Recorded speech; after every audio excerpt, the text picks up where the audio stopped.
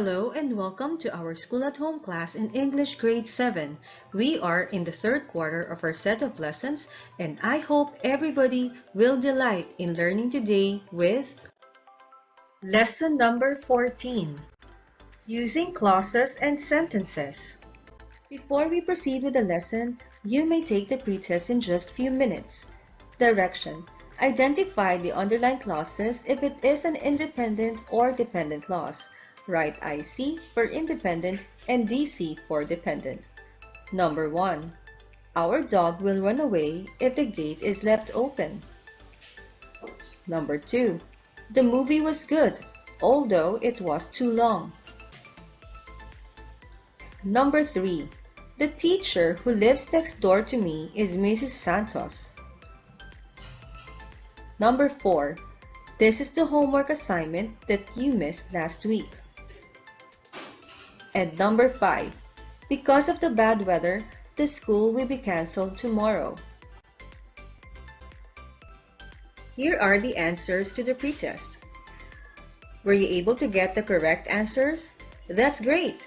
Later in this video lesson, it will be explained how to identify independent clause or dependent clause in the sentence. Let's have a quick recap of your previous lesson. A sentence consists of two parts, the subject and the predicate. The subject is what or whom the sentence is about, and the predicate is the part which says something about the subject. Examples: my friend lives in Japan. My friend is the subject and lives in Japan is the complete predicate. Both girls are experienced swimmers. Both girls is the subject and are experienced swimmers is the predicate. The basic parts of a sentence are the subject and the verb. The subject is usually a noun, and the verb or the predicate usually follows the subject and identifies an action or state of being. In these examples, lives in the first sentence is the simple predicate, and in the second sentence, are experienced is the simple predicate. Have you ever experienced having trouble in differentiating phrases, clauses, and sentences, especially when you are reading or writing? In this lesson, we will tackle the difference of each structure. Phrases, clauses, and sentences are very similar, but they do have different rules. What is a phrase? A phrase has no subject nor verb. Phrases can be very short or quite long. Two examples are after dinner and waiting for the rain to stop. Phrases can't be used alone, but you can use them as parts of a sentence where they are used as parts of speech. What is a clause? Clauses are a group of words that have both subjects and predicates. Examples: I took the dog to the park. This example has one subject, which is the word I, and one predicate, which is the word took. Since they are working together to form a comprehensible sentence, this sentence has one clause. Next example: I love learning, so I spend a lot of time reading. This example has two predicates, love and spend. Since they are working together with separate subjects, this sentence has two clauses. Unlike phrases, a clause can sometimes act as a sentence. This type of clause is called an independent clause. Independent clause contains a complete thought and can stand alone. Example: the dog barked at him. This isn't always the case, and some clauses cannot be used on their own. These are called the subordinate or dependent clause. Dependent clause has no complete meaning unless it is combined with an independent clause. Example: when the man broke into the house. While the independent clause could be used by itself as a complete sentence, the subordinate clause could not. For it to be correct, it would need to be paired with another clause. Let us combine the two examples to make it a complete sentence. When the man broke into the house, the dog barked at him. That sounds much better, right? What is a sentence? A complete sentence has a subject and predicate. Example: you ate fish. So what is the difference between sentences and clauses? Sentences are made up of clauses. Clauses are not made up of sentences. It is a unit of a sentence. Let us go back to our previous example. When the man broke into the house is an example of a dependent clause. The dog barked at him is an example of an independent clause. When these two are combined together, it forms a complete sentence. In other words, a sentence is at a higher level than a clause. Take note of this illustration to better understand the hierarchy of each structure. When letters are combined, they can form words. When words are combined or grouped together, they can form phrases. When phrases are grouped together, they can form clauses. When clauses are combined together, they can form complete sentences. Let's practice. Identify the structure of the highlighted and underlined words. Write P for phrase, C for clause, and S for sentence. Number 1. Sandra went to a party. Number 2. In the morning, it's best to get up early. Number 3. She arrived to work on time in spite of leaving home so late. Number 4. Faced with so many problems, I decided to get professional help. And number 5. When Susan saw the situation of many people getting sick, she decided to become a doctor.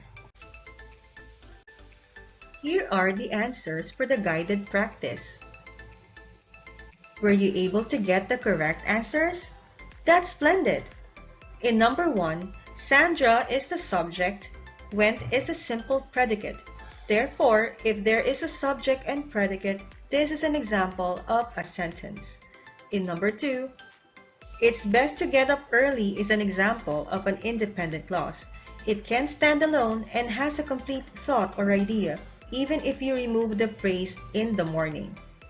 In number 3, she arrived to work on time is also an example of an independent clause because it can stand alone even if the dependent clause, in spite of leaving home so late, will not be paired to it.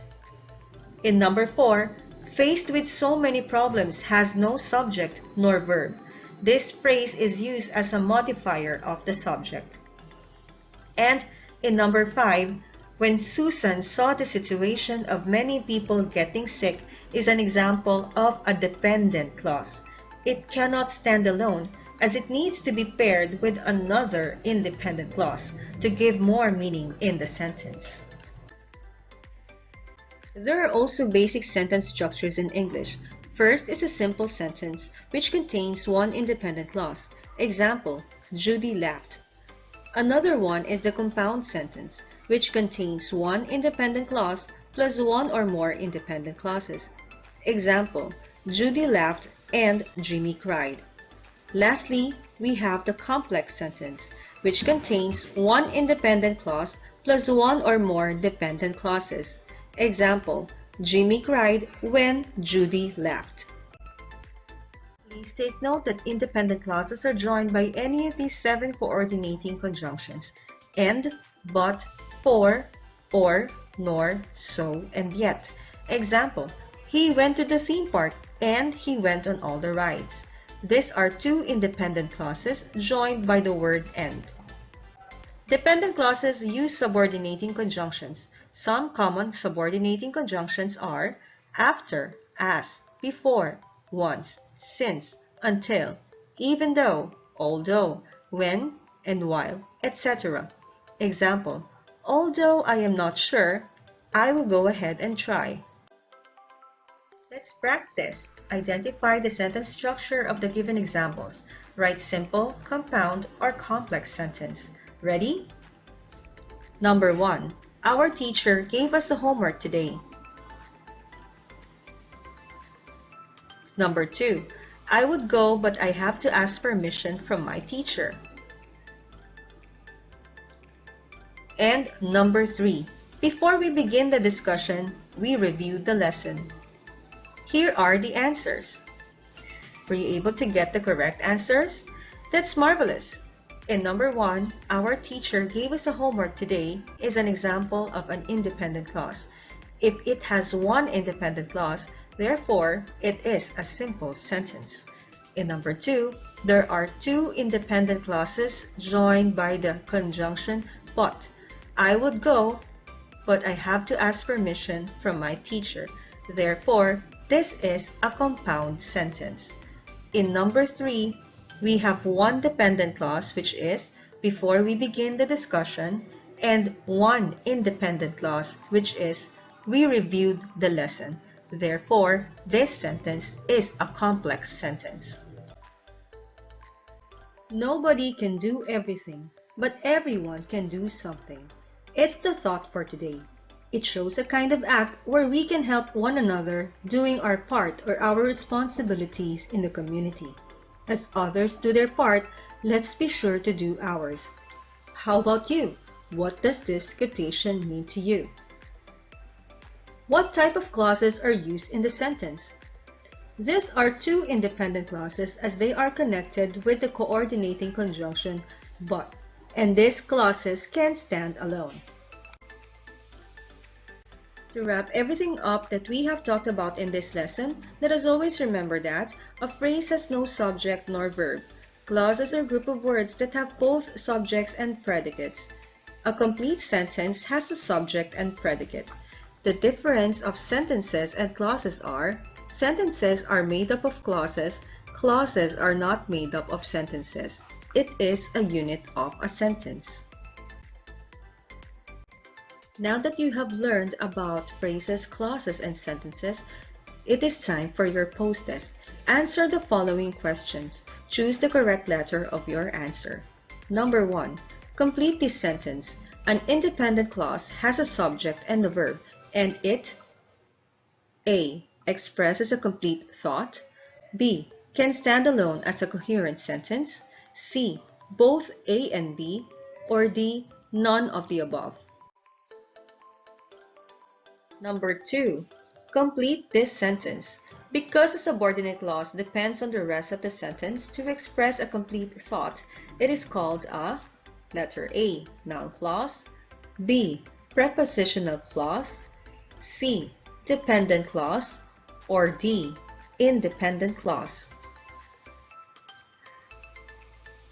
Number 3. Choose the true statement. Letter A. A subordinate clause makes sense and has a complete thought. B. A subordinate clause must be paired to an independent clause. C. A subordinate clause standing alone is called a simple sentence. Or D. A subordinate clause always stands alone as an independent sentence. Number 4. Identify the independent clause in this sentence. We went to the movies and we agreed that it is enjoyable. Letter A. It is enjoyable. B. We went to the movies. C. We agreed that it is enjoyable. Or D. Both B and C. Number 5. Which sentence is an example of a compound sentence? Letter A. She weeded the garden and swept out the garage. Letter B. She weeded the garden and she swept out the garage. Letter C. She weeded the garden after she swept out the garage. Or letter D. She weeded the garden before she swept out the garage. After listening and viewing to this video lesson, do not forget to do these exercises as your homeschool work for today. Worksheet number 14, English Grade 7, 3rd quarter. Thank you and see you in the next lesson.